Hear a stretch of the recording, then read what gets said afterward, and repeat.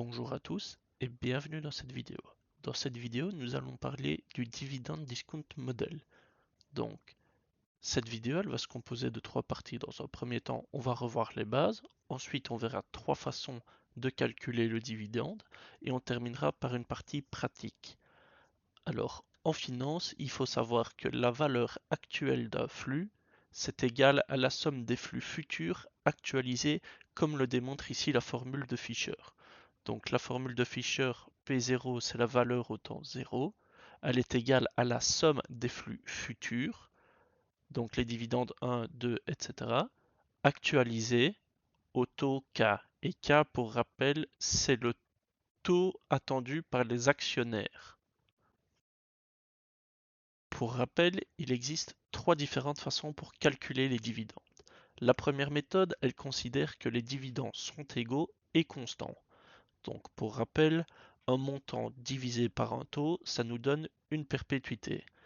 Et cette méthode-là, elle est particulièrement attractive pour les sociétés qui sont actives dans le secteur de l'énergie où, en temps normal, les marges bénéficiaires sont connues. Ensuite, la deuxième méthode, elle va considérer que les dividendes augmentent de manière constante. C'est par exemple le cas pour une société comme Coca-Cola. On voit que le prix d'une action au temps 0 correspond au dividende de l'année 1. Et enfin, on a la réalité pratique qui nous dit que le prix d'une action au temps 0, c'est égal à la somme des flux futurs actualisés en tenant compte que la dernière année le flux doit partir vers l'infini. Donc pour ce qui est du cas pratique, maintenant, on voit ici qu'on a les données. On a un revenu qui s'élève à 1 million d'euros. On a 100 000 actions. Ensuite, on paye 650 000 euros de nos 1 million de revenus. On a toujours le même nombre d'actions. Du coup, on va simplement diviser les 650 000 par le nombre d'actions, ce qui nous donne un dividende par action de 6,50 €.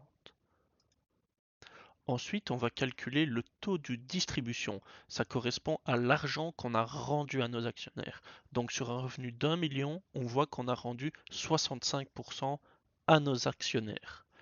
Donc une fois qu'on a calculé le taux de distribution, on peut calculer le taux de rétention.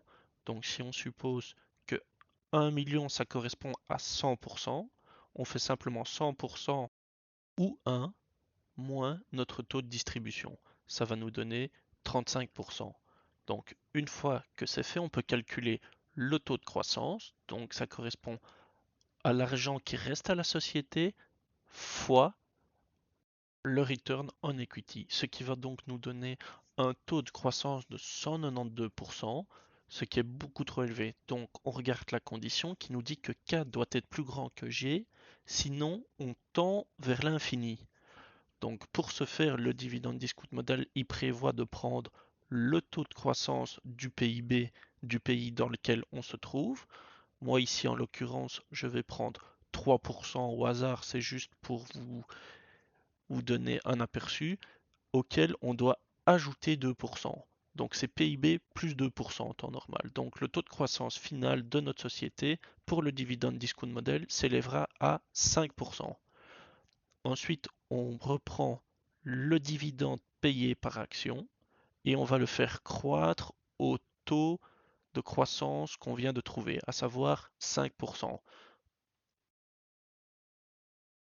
Voilà, on n'oublie pas de mettre les deux signes dollars pour figer la valeur et maintenant il ne reste plus qu'à la tirer jusqu'à la fin de notre tableau. Moi ici j'ai pris 10 ans mais on peut faire un tableau sur des plus petites années. Ensuite on va actualiser. Donc pour rappel, pour actualiser, on prend le montant du dividende que l'on va diviser par 1 plus le rendement attendu des actionnaires, à savoir le cost of equity.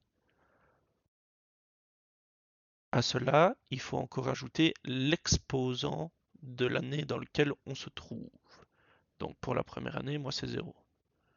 Voilà. Ce qui est logique, exposant 0, ça revient à la même valeur. Si on a bien travaillé, on peut tirer.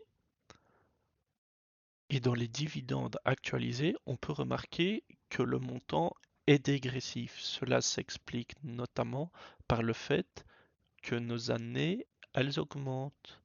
Et du coup, on actualise notre dernier montant par une plus grande valeur. Ensuite, si vous vous souvenez bien, le dividende de la première année, on ne le prend pas en compte parce qu'il est supposé connu. On ne s'intéresse qu'au flux de trésorerie futur. Donc, par conséquent, la somme des dividendes, elle commence à l'année 1. C'est notamment la raison pour laquelle vous trouvez des petits E dans les années. Ça veut dire expected. Donc, la somme des dividendes actualisés, elle équivaut à 40,77 € au temps 0. Maintenant, il nous reste encore à calculer la perpétuité. Donc là, ce qu'on vient de calculer, nous, ça correspond à toute la partie avant la perpétuité.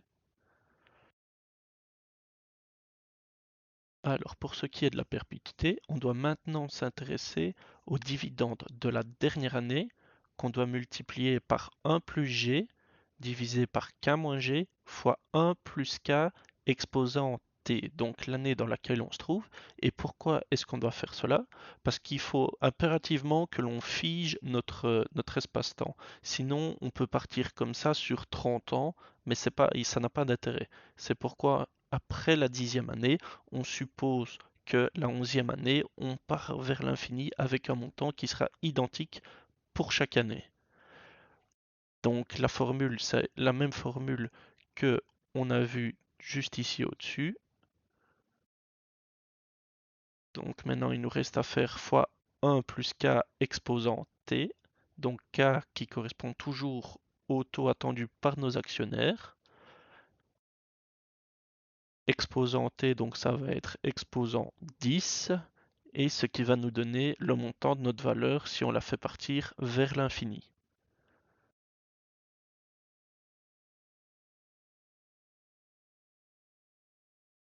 Donc ça nous donne une perpétuité de 111 €.